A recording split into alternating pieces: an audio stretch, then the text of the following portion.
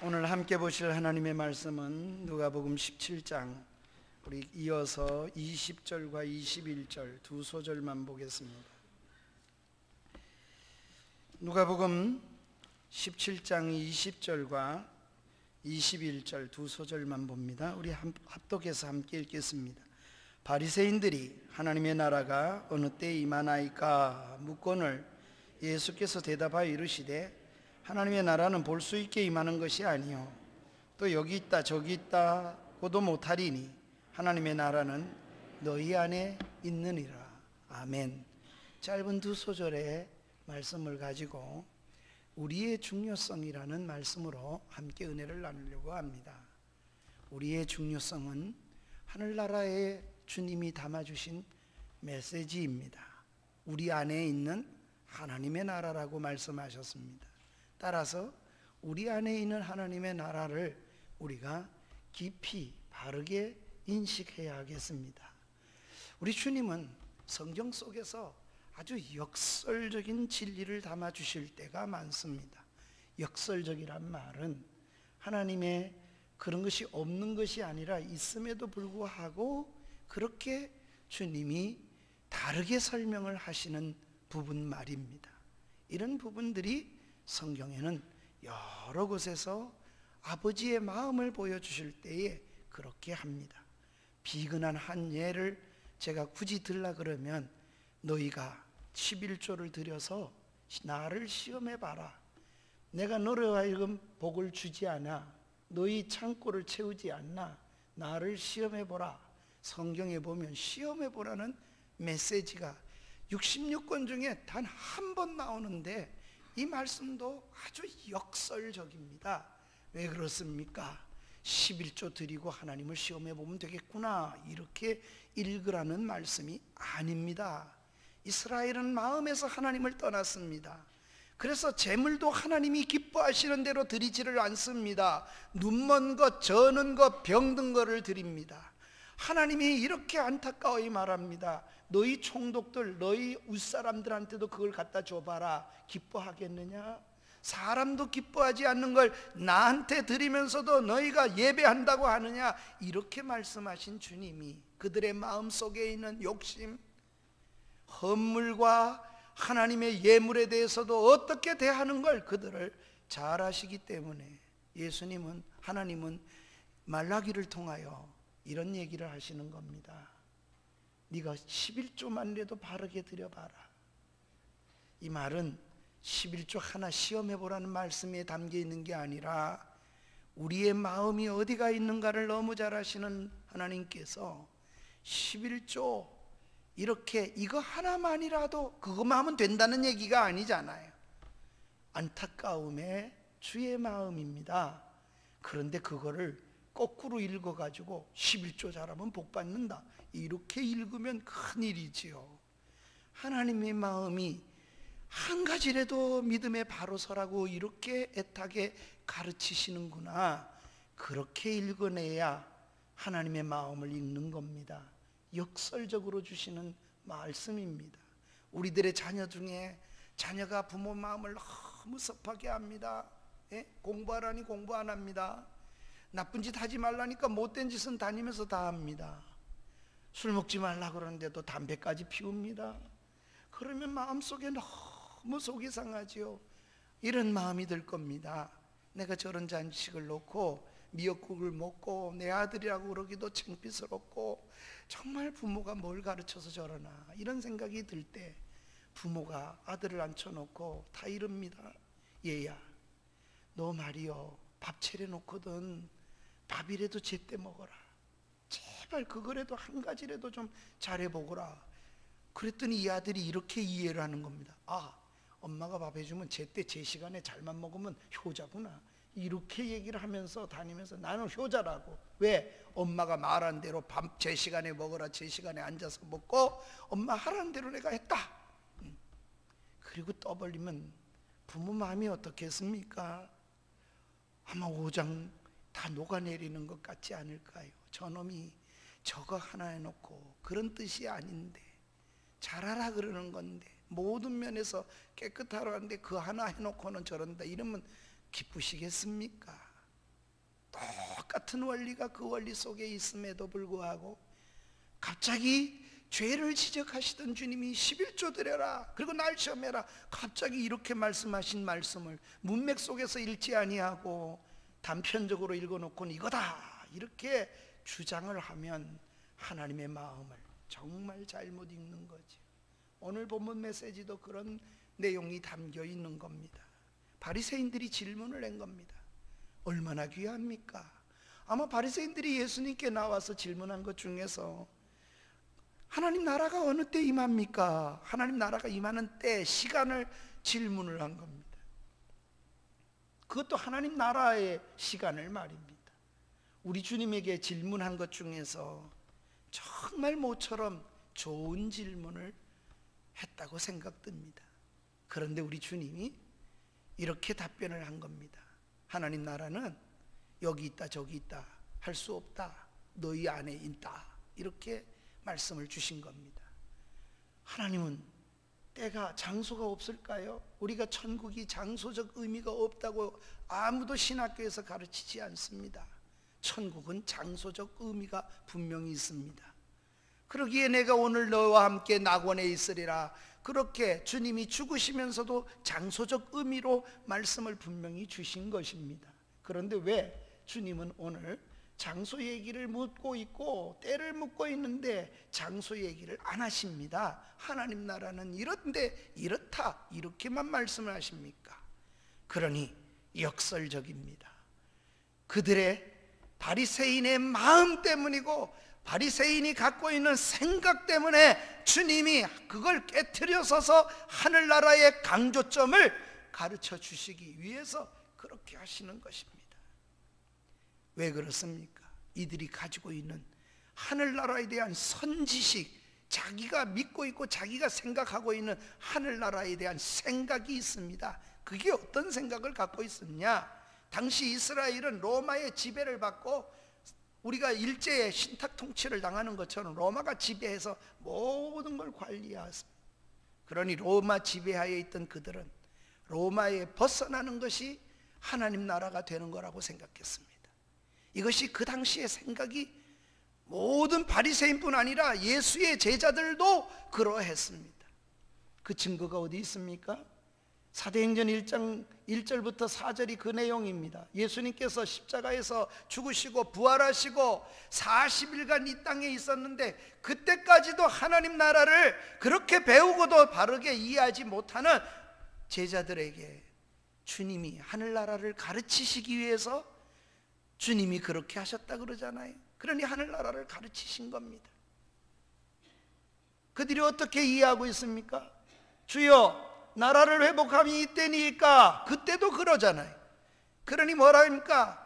그때는 하나님께 속했으니 너희 알 바가 아니요 너희는 약속하신 바 내가 가르치고 너희에게 말한 바 성령이 너희에게 임하기를 위해서 기도해라. 위로부터 성령이 임하시면 너희는 예루살렘, 유다, 사마리아 땅끝까지 이르러 내 증인이 될 것이다. 그렇게 40일간이나 그래서 더 있다가 가시게 되지요. 사랑하는 여러분, 그런데 오늘 바리새인들이 하늘나라를 질문합니다. 주께서는 이런 질문을 기쁘게 답변을 하시면서도, 그러면서도 주님이 그들이 알고 있는 하늘나라에 대한 그런 의미가 없는 것은 아니지만은 그러나 거기다가 가르치시지를 않으시는 겁니다. 따라서 우리 주님이 바르게 가르치신 하늘나라에 대한 역설적인 이 진리를 가슴에 좀 담으십시다. 먼저 주님은 시간적으로 하나님 나라의 의미에 대해서 말씀을 주십니다. 먼저 때에 대한 질문에 대해서 하나님 나라가 임할 때가 언제인가 이렇게 묻는 질문 앞에 답변을 주신 겁니다. 하나님 나라는 언제 임합니까? 이게 바리새인들의 질문입니다. 20절에 그렇게 그들이 질의를 했습니다. 어느 때, 시간적 하나님 나라의 도래에 대해서 질문을 한 것입니다.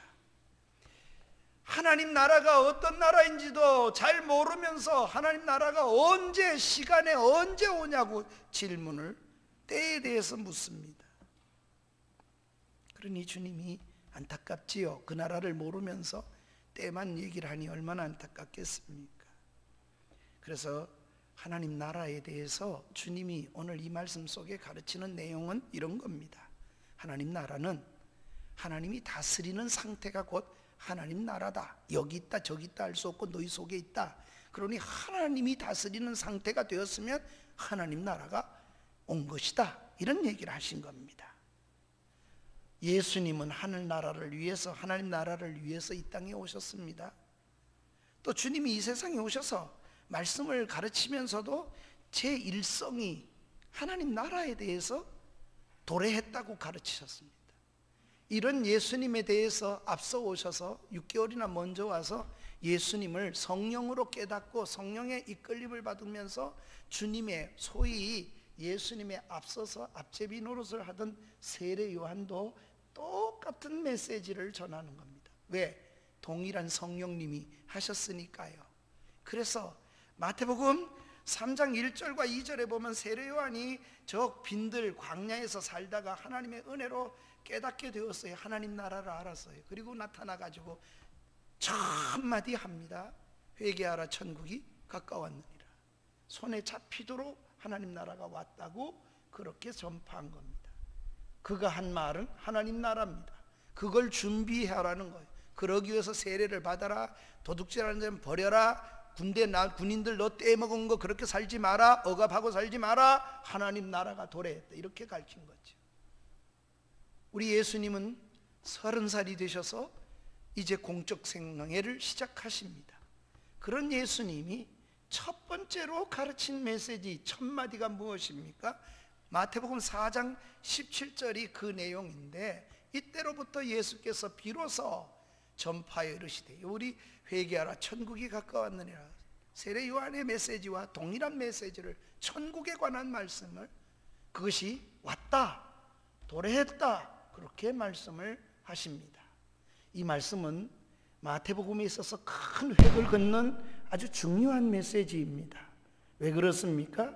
마태복음은 28장인데 이 28장 속에서 이때로부터 비로소 이런 말이 딱 2번이 나와요. 마태는 이것이 큰 예수님의 사역의 획을 긋을 때 사용하고 있는 단어예요.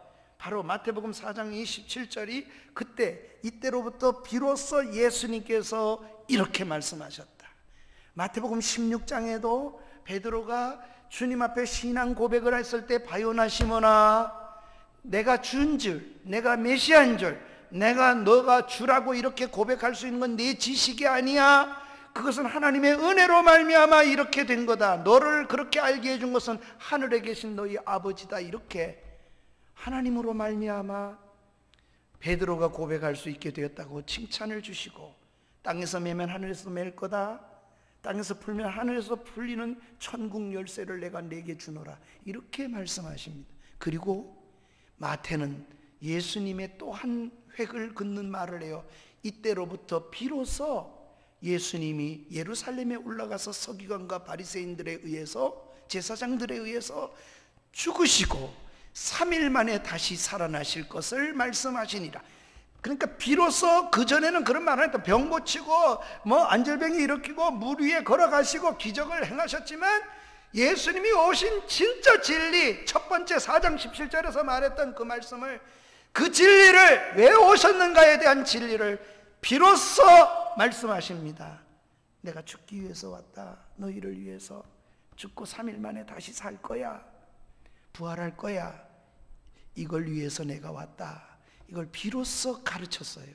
그런데 제자들이 하늘나라를 잘 이해하지 못했지요. 그러니 베드로가 죽는다 그러니 주여, 아니 갑자기 죽으시다니 무슨 말이냐. 그 주님이 목자를 치리니 다 흩어질 거다 그러니까, 그런 얘기를 하니까 베드로가 겸손히 주여, 나는 주님의 말씀을 잘 따르도록 힘쓰겠습니다. 이러면 좋을 텐데 이렇게 말합니다. 여기 있는 사람은 주를 다 버릴지라도 나는 절대로 주를 버릴 리 없습니다. 그때 우리 주님이 이렇게 얘기해요. 닭 울기 전에 3번 나를 부인하리라. 깨닫지 못하고 서지 못한 베드로를 말씀하시는 겁니다. 여러분, 바로 이 피로써 가르치신 진리, 천국에 관한 말씀입니다. 이미 주님이 이 땅에 오심으로 이루어진 하나님의 나라입니다. 하나님 나라를 우리는 양면성을 잘 기억해야 합니다. 제가 언제나 늘 얘기하듯이 손바닥이 있고 손등이 있습니다. 손바닥을 보면 손금이 있지만 손등에는 손금이 없어요.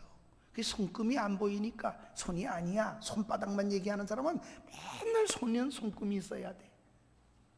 손등을 얘기하는 사람은 손금은 대신에 손톱이 보이면 손이다 이렇게 얘기를 하겠지요. 어떤 사람은 구원을 얻는데 믿음으로 얻어. 그런데 어떤 사람은 무슨 얘기야? 믿음으로 살아야 구원받지, 예수 믿고 잘 살아야지 구원 얻지, 이랍니다. 보는 관점이 양면성을 보고 있기 때문에 그렇습니다. 그리고 금연만 보려고 하기 때문에 그렇습니다. 손바닥이 손이 맞습니다. 손등도 손이 맞습니다. 이 손바닥과 손등을 다 보는 것이 옳게 보는 손이지요. 손은 그런 것입니다. 성경을 이해할 때 그렇게 이해하셔야 합니다. 구원도 그렇습니다. 구원의 양면성이 있습니다. 신약자였던 신학자가 이렇게 요약해서 신약 전체를, 구원을 이해시켰습니다. 우리의 구원은 이미 이루어졌다. 그러나 아직 완성되지 않았다. 이미와 아직 사이에 있는 것이 믿는 생활이다. 구원 얻은 것이 그런 것이라는 겁니다. 사랑하는 여러분, 하나님의 나라가 이미 이루어졌습니다. 그것을 경험하고 살아야 합니다. 이처럼 주님이 와셔서 선포하신 그 하나님의 나라는 이미 이루어졌습니다. 그러기에 죽어서 천당 간다 이 생각만 하시면 안 돼요. 그럼 빨리 죽어야지. 예수 믿는 그 다음날 죽어서 빨리 데려가시는 게 제일 편하잖아요. 이런 세상 살지 않고 그러기 위해서 우리를 구원을 이뤄주신 것도 아니고, 하나님의 뜻도 그런 것은 아니에요. 구원이 그런 의미로 있는 게 아니에요. 애굽에서 이스라엘이 벗어나면 종된 생활은 끝나는 겁니다. 홍해를 건너면 구원을 받은 겁니다. 그래서 홍해를 고린도전서 10장에 보면 사도 바울이 우리 조상들이 다 광야에서 이 홍해에서 세례를 받고 이렇게 얘기를 하잖아요. 세례 받은 것과 같다. 홍해를. 그러면 홍해를 건넌 자들은 다시 홍해를 건너서 애굽으로 갑니까? 갈 수 없어요. 그런데 그들은 계속해서 불평하죠. 그리고 뭐라 그럽니까? 우리가 애굽에 있을 때 마음에서 애굽을 떠나지 못하고 있습니다. 애굽은 떠났어요. 하나님의 자녀가 됐으면 구원받은 겁니다. 이거는 혈통으로나 육정으로나 사람의 뜻으로 난 게 아니에요. 하나님 거로부터 나는 거예요. 우리 누구도 우리의 뜻으로 우리 어떤 부모를 선택하거나 언제 태어나거나 뭐 이렇게 태어난 사람이 남자로 태어나거나 여자로 태어나겠다고 이런 사람 어디 있습니까? 구원의 선택은 하나님의 전적인 은혜이 옳습니다. 모든 일이 그렇습니다. 그리고 그러나 하나님이 그렇게 하신 데는 뜻이 있습니다. 애굽으로 다시 돌아가는 그 마음, 종살이하던 그 마음을 빼가지고 하나님의 마음을 갖도록 하게 하시려는 겁니다. 이미 구원을 받았지만 하나님께서 하나님과 같은 그런 사람이 되게 하시려고 기르시는 시간입니다. 이것 또한 구원입니다. 그런데 이스라엘 백성은 광야에서 원망하고 불평하다가 많이 거기서 죽습니다. 여호수아 갈렙에는 다 죽습니다. 하나님 앞에 합격하기가 이렇게 쉽지 않죠. 하나님의 섭리를 뜻을 이루는 것이 그렇게 쉽지가 않죠. 이걸 가지고 어떤 분은 또 애굽에서 구원받았지만은 광야에서 다 죽지 않았냐, 그러니까 그 사람들은 천국 갔겠냐 못 갔겠냐 이렇게 접근해가지고 천국 못 갔을 거다 이렇게 상상하는, 이상한 상상을 하는 분도 있어요. 그런 의미가 아닙니다. 천국 갔냐 못 갔냐, 그럼 난 천국 갔습니다, 난 그렇게 말하는 것이 성경이라고 생각합니다. 그렇습니다. 만약에 천국을 그들이 못 갔다 실수하고 넘어지고 분명히 잘못됐습니다. 훔치기도 하고 그래서 땅이 갈라져 죽기도 하고 분명합니다. 그러나 분명히 구원을 받았습니다. 다시는 애국과 상관이 없는 존재들입니다. 그렇지만 그들의 구원은 그 이루는 면에 있어서는 각각 다르게 이루었을 것입니다. 상급이 다를 것입니다. 이런 말입니다. 만약에 그것이 행위로 구원을 얻을 것이라 그렇게 말할 수 한다면 모세는 구원 받았어요? 못 받았어요? 모세가 애굽 땅을 떠나가지고 광야에서 죽었습니까? 가나안 땅에 들어갔습니까? 가나안이 천국이라고 말을 한다면, 그러면 모세도 결국은 들어가지 못했어요. 그가 구원 못 받았다 이렇게 말할 수 있습니까? 성경은 그렇게 말하지 않습니다. 이 원리를 잘 보셔야 합니다. 그러니 오늘 이스라엘 백성들뿐 아니라 이 구원에 대한 의미와 아직 사이에서 우리는 계속해서 하나님 나라를 어떻게 볼 것인가 하는 것입니다. 주님이 그 부분을 두 번째로, 그래서 하나님 나라에 대한 말씀을 주십니다. 어떤 나라라고 말합니까? 양면성으로 주님이 얘기합니다. 보이지 않는 나라. 그럼 하늘나라는 정말 안 보일까요? 아니요, 분명히 보일 때가 올 겁니다. 고린도전서 13장 12절에도 우리가 지금은 희미하게 보나 그날이 있는데 그날에는 얼굴과 얼굴을 대하는 것 같이 볼 것이다. 확실하게 아는 날이 올 것이라고 예언을 분명히 하고도 있습니다.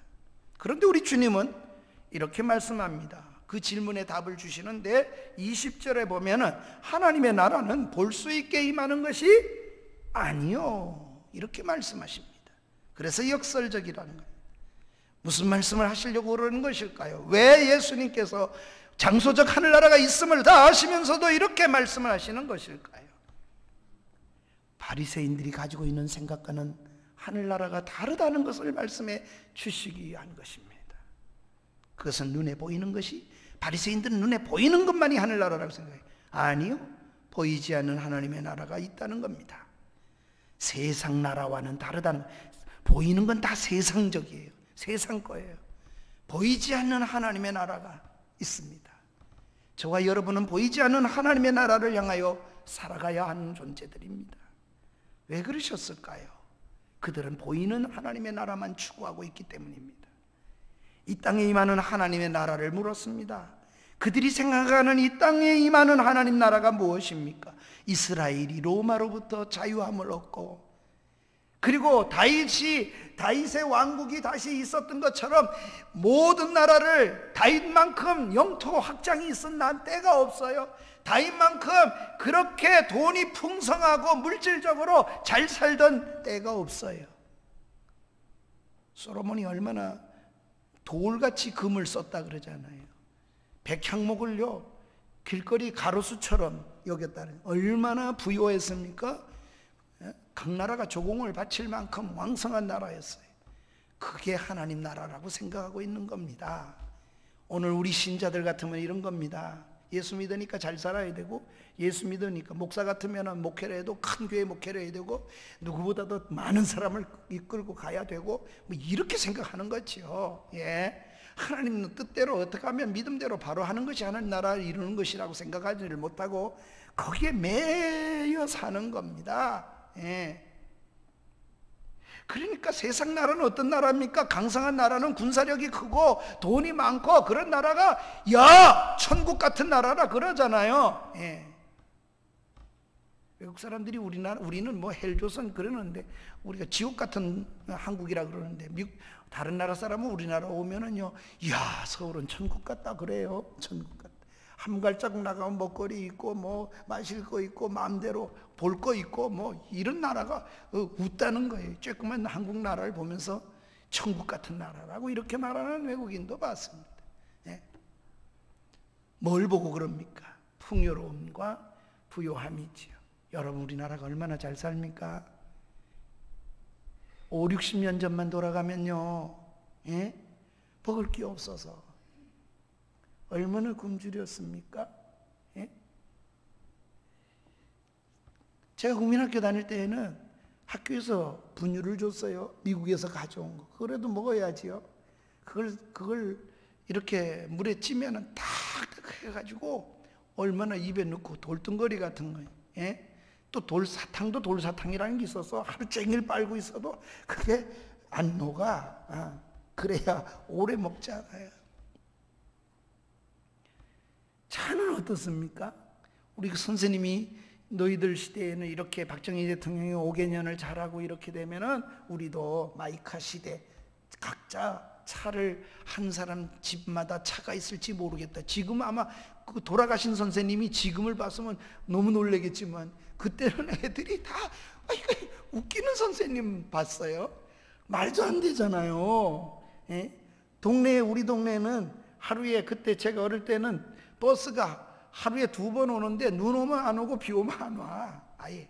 그리고 가끔 보이는 차량이 JMC라 그래요. GMC라 그래서 산판한다 그럽니까? 나무 비면은 오는데 조수가 반드시 타고 있더라고요. 그럼 조수가 내려서 뭐 하냐? 시동 걸 때 조수가 뭡니까? 이렇게 생긴 그 철을 그 갖다 집어넣고 꼭 경운기 돌리듯이 앞에서 빡 돌리면 운전수가 거기서 시동을 켜는 거지. 그 시동 꺼지면 또 넣고 그거 가지고 막 앞에서 돌리는 거. 그게 우리 60년 전입니다. 50년 전입니다. 지금 같은 나라가 어디 있어요? 우리나라가 복음이 들어온 지 130년이 됐습니다. 130년에, 아니 5000년 역사 속에 대한민국이 이름이 쓴 적이 있습니까? 우리가 머리가 좋아서요? 5000년 역사 속에, 왜 그러면 우리는 그때 5000년 역사 속에 그 머리 좋은 우리 민족이 그렇게 못 살았을까요? 예? 오늘 같은 일을 왜 한 번도 역사 속에서는 못 일어났을까요? 머리가 좋게 된 것도 틀림없습니다. 그렇다고 안 좋은 겁니까? 좋습니다. 어느 민족보다도 머리가 좋고 한국 민족에 대해서 좋게 생각합니다. 이제는 외국에 가면 올림픽 했을 때만 해도 제가 기억납니다. 러시아에 선교를 갔는데 남주 선교사가 옷을 헐주름한 걸 입으라 그래서 제가 입고 간 것이, 제 장인이 돌아가신 후에 그 잠바 입으시던 그 큰 거를 코트 반코트 비슷한 걸 입고 갔더니 그 저를 보고 이렇게 중국 사람이라고 그러는 거예요. 뭐라고 그러니까 러시아 여자가, 제가 좀 뭘 이렇게 얘기를 하니까 좀 시끄러웠던지 뭐라니 낀따이라 그러는 거예요. 그 낀따이가 뭐냐 그러니 통역을 안 해줘. 모스크바 다니는 이 아가씨가. 그 통역이 연세대학교에 와서 한국어 공부를 하는데 통역을 데리고 들어갔으니까 통역을 시키더니 시켜주질 않아요. 그래서 뭐라고 그랬냐 그러니까, 목사님 그냥 알 거 없습니다. 욕한 거예요. 그러는 거예요. 그러니까 뭐라고 욕을 한 거냐? 그러니 이렇게 욕을 했다는 게, 더러운 중국 놈들 같으니라고. 이 낀따이라는 말이 그런 거래요, 러시아로. 그래서 나 중국 사람 아니라는 걸 얘기를 하기 위해서 제가 유진이 까레아라고 내가 그랬죠. 그러니까 이 사람이 그래. 그 여자 차장이 서울 꼬레야 그러더니 러시아 홍차도 갖다 주고. 나라가 나라다워져야 어디 가도 대접을 받아요. 예? 그러더니 돈 안 받는다는 거예요. 한국인지 몰랐대. 자기는 더러운 중국 놈이라고 이렇게 욕을 했다니. 예. 사랑하는 여러분, 이것이 그냥 우연이 되었다고 생각하십니까? 역사 속에 손길을 볼 수 있는 눈은 세상은 못 봐요. 그러나 크리스천들은 볼 수 있는 눈이 있지 않습니까? 주님이, 하나님 나라는 보이지 않는 나라라고 그랬습니다. 볼 수 있도록, 보이지 않는 걸 보는, 믿음의 눈으로 보는 나라가 하나님의 나라입니다. 이 땅의 것이 풍성하기 때문에 하나님 나라가 아니에요. 눈에 보이지 아니하고 손에 잡혀야만 하나님 나라가 아니라는 걸 주님이 말씀하신 겁니다. 그래서 주님은 하나님 나라가 볼 수 있게 임하는 것이 아니라 그랬습니다. 무슨 말씀입니까? 체득되어지고 체감되어지는 나라는, 오늘도 우리는 하나님 말씀대로 살아가면 하나님 나라를 날마다 경험하고 살아가게 될 줄 믿습니다. 그 평안을 누리고 그 기쁨을 누리고 우리는 살아가게 되는 겁니다. 그래서 주님은 2가지 면으로 다시 얘기를 합니다. 그것이, 하나는 여기 있다 저기 있다, 하늘나라는 여기 있다 저기 있다, 그렇게 할 수 없다. 이 말씀 속에서 하늘나라 때문에 여기저기 쫓아다니지 마세요. 어디로 하나님이 온다 속지 마십시오. 다 거짓입니다. 다음으로 하나님 나라는 너희 안에 있다, 이렇게 양면성으로 주님이 다시 설명하십니다. 21절을 우리 다 같이 한번 같이 읽겠습니다. 시작.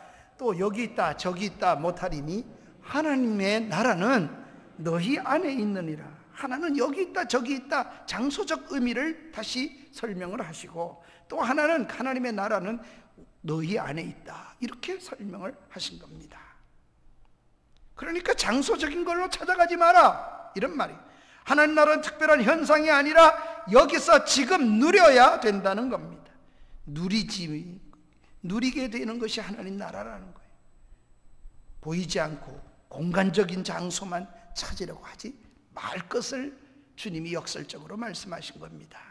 내가 주님을 바르게 믿고 섬기면 언제든지 어떤 사건 속에서도 누릴 수 있습니다. 하나님의 은혜를. 그것이 하나님 나라이기 때문입니다. 주님이 이 세상에 오셔서 말씀을 선포하시는 때부터 이미 그 나라가 이루어졌습니다. 이루어진 나라를 누가 경험하며 사느냐, 그게 중요합니다. 그게. 그 하나님 나라는 그래서 낯설지 않아요. 우리가 천국에 갈 때 낯설 것 같지만 그렇지 않아요. 이 세상에 하나님 나라를 안 누린 사람은 낯설지요. 예. 이상하게 생각되겠지만 하나도 이상한 나라에 가는 게 아니에요. 아이들한테 하나님 나라가 어때 아버지? 그러면 이렇게 말해야 돼요. 우리 집과 같아. 우리 집 같은 나라야. 집에 오면 좋지. 나갔다가도 집에 오고 싶지. 하는 나라는 그런 나라란다. 왜? 아버지의 나라니까 그래. 그러니까 우리 집 같은 나라. 그러려면 집안에서 천국을 누려야 합니다.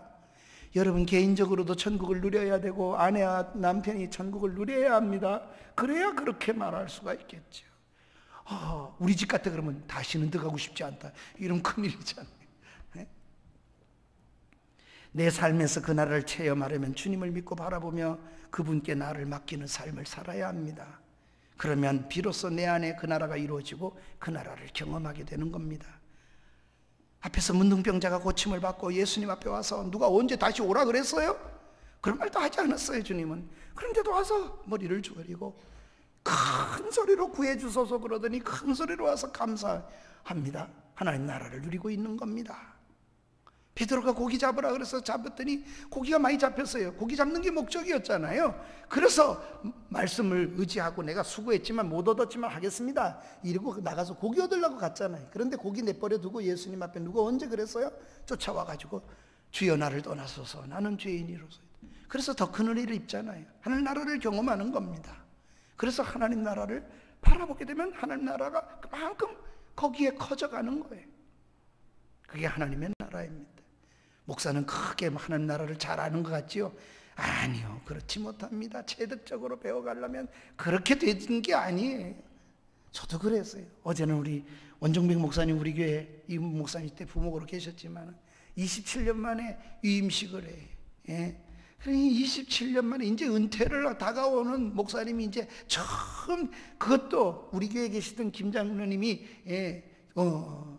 우리 오산으로 가서 또 장로님 취임하셨는데 거기 가서 취임하셔서 그래서 위임식을 할 수가 있게 됐어요. 내가 이렇습니다. 목사님 그래요. 아니요. 목사님 기회예요. 네. 27년 동안 개척교회 하면서 얼마나 눈물을 쏟았고 여러 가지 가고 새로 세우고 이런 과정은 있었겠지만 하나님 앞에 얼마나 귀해요. 생각해 보세요. 얼마나 그런. 우리는 날마다 우리의 보이는 것에 얼마나 생각이 많습니다. 저도 그래요. 인간이라. 퇴직금을 줬는데 교회를 20년을 제가 그랬잖아요. 평택에 와서 5,800만 원을 평택에 그때는 아파트도 없었어요. 면이 군이고 면이고 그랬죠. 외기노조 아파트가 평택에는 다더라고요. 그때는 두 채를 살 수 있는 돈이요. 그런데 다 들여보고 젊은 날에 32살에 그리고 내가 얼마나 후회했는지 몰라요. 목사가 정말 후회했어요. 1,000만 원만 남기고 갈 걸.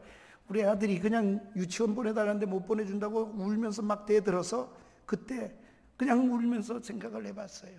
이게 내가 5만이나 하나님께 언제 드리라 그랬나 다 드려가지고 내가 이런 생각하나 아버지 노릇도 못하고 이런 생각을 해봤어요. 그랬더니 제 생각에는요 돌아올 때는 그래도 5천만 원은 해줄 거라고 생각했어요. 퇴직금을 5천만 원 20년을 목회했으니까 그런 생각했는데 3천만 원을 해가지고 와서 땅바닥에 패대기 치고 싶은 마음이 막 끌어오르는 거 어떻게 인간이야 인간. 그 즉석에서 이게 답니까? 그러고는 더 이상 말하기가 싫었어요. 바로 그때 바로 그 주간에 원종백 목사님이 부흥회를 해달라 그래요. 그래 갔더니 건축은 이한수 장님이 시작했는지 모르지만 돈을 못 줘가지고 두뇌가 울면서 그 돈 못 해주는 것 때문에 건축이 끝났다고 그러고 우는데 내게 마음속에 그게 떠오르는 거예요. 난 목사도 아니구나. 이게 다시 또 돌이키게 되면 한심하기 짝이 없잖아요. 그래서 돌아와가지고 그 퇴직금 그냥 화났다고 생각했던 그 퇴직금을 거기다 줘버렸지요. 원종민 목사님 우리 30년 사이에 그 30년 사이에 그 글을 올려서 썼던 이유는 바로 거기 있습니다. 난 자유할 수 있었어요. 다시는 그 퇴직금 때문에 마음 아프게 살지 않을 수 있는 자유를 누릴 수 있어요. 내가 천국을 맛볼 수 있는 기회를 주신 거죠. 인간은요 다 부족합니다. 그리고 그 욕심 채우는 하늘나라, 내가 생각하는 인간적인 하나님의 나라라고 생각하는 나라 다 가지고 있습니다. 바리새인만 그런 게 아니요, 어느 또 문제 앞에 또 이렇게 얘기하지만 또 문제 앞에 서면 날마다 그럴 거예요. 그러면서도 넘어가서 또 하나님 나라를 체험하고 또 하나님을 만나는 거지요. 쓰러졌다가도 낙심하지 마십시오. 목사도 그 모양 그 꼴인데 여러분은 얼마나 그러겠어요. 그렇게 하나님 나라를 배우십시오. 그러나 그 하나님 나라는 분명히 뚜렷하고 분명한 나라입니다. 여기 있다 장소에 구해야 되는 게 아니에요. 하나님의 나라는 이렇게 말씀하십니다. 그래서 체득되어지는 나라라고, 여기 있다 저기 있다 장소적 의미가 아니다 이렇게 말씀하시는 거예요. 또 하나 이렇게 말씀하십니다. 너희 안에, 한번 따라합시다. 너희 안에. 하나님의 나라의 핵심이 무엇입니까? 너희 안에. 왜 이렇게 얘기 안 하실까요? 너 안에 있다, 내 안에 있다 이렇게 말하죠. 우리가 예수 믿으면 내가 예수 믿잖아요. 예수님이 내 안에 계시면 내가 천국을 누리고 내 안에 있어야 되는 거잖아요. 그런데 예수님 그거 몰라가지고 너희 안이라고 이렇게 말씀하실까요? 여기에 경험되어지는 이야기를 주님이 주시는 겁니다. 무엇보다 마음이 먼저, 하나님 너희 아니라고 말할 때는 우리 마음을 얘기하고 있으니까 먼저 주님은 너희 마음이 하나님 나라로 바뀌어야 한다는 걸 말씀하시는 겁니다. 그런 사람들이 세상을 살아가면 세상도 하나님 나라 가치관과 그런 모습으로 찾으려고 또 그렇게 세워지게 될 것입니다. 그래서 잠언서에는 3장 23절에는 너희가 무릇 지킬 만한 것보다 너희 마음을 지킬지니, 마음 지키기가 그렇게 쉽습니까? 제가 개척할 때도 제 법원에 우리 법무부에 왔는 친구가 국민학교 동창이 왔어요. 조영식이란 친구가 와서 나한테 그래요. 방수사 내가 도와줄 건 없고 경매를, 그때만 해도 경매하는 일이 많으니까 경매를 나한테 주겠대요. 그래서 자기가 다 해줄 때, 그러니까 조금만, 그런데 얼마나, 나는 경매를 잘 몰랐는데 엄청나게 싸게 그냥 받을 수 있더라고요. 이 평택에 깡패들이 좀 붙어 있대요, 그 경매하는 데는. 그런데 자기가 하면은 그 사람들이 나서질 않대. 왜? 자기가 법원의 사무총장이니까 그런 식으로 공무원이 됐어요. 그러니까 내가 도와줄 수 있는 거, 개척교회 부채 이런 거는 경매 몇 번만 받으면 다 해결할 수 있다고. 그러니까 오래 쓰려고 그러지 말고 또 팔면 되니까 그렇게 하라. 고맙지요? 그래가지고 와서 얼마나 기뻤는지, 하나님이 제때에 좋은 사람을 만나게 해줘서 이런 역사가 일어나게 해주는구나. 그리고 와서 그런데 어떤 사람이 경매하면 눈물이래. 어떤 사람이 얼마나 울면서 그걸 내놓겠어요. 절반 살 때 값도 못 받고 내놓을 때 그 눈물이 얼마나 그랬어요. 그거를 교회 짓겠다고 그걸 내가 받아? 이 생각을 하니까 할 수가 없어요. 그래서 전화를 했죠. 고맙다. 마음은 바뀌었으나 할 수가 없어. 하나님 나라 때문에 할 수가 없는 겁니다. 가치가 어디에 있느냐가 그 사람의 걸음이 되는 거예요. 어디에 마음을 두고 살아가시겠습니까? 우리 눈에 보이는 한 나라의 관심을 우린 다 가질 수 있습니다.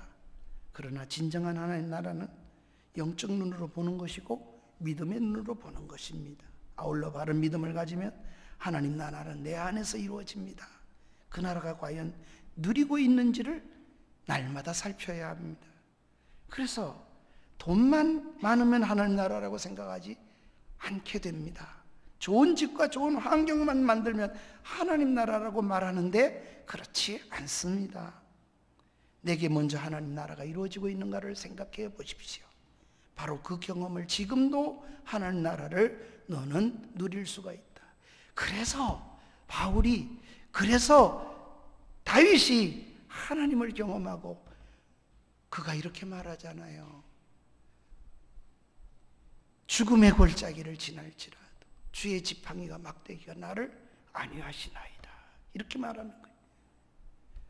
여기에 중요성이 뭡니까?